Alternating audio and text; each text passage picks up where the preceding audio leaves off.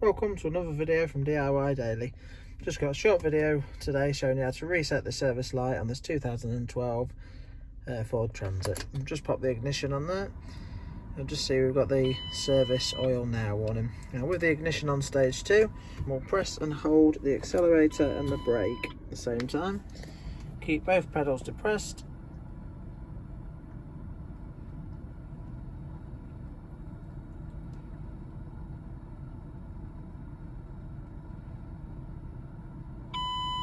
Takes a little while, and then your service oil reset complete will appear.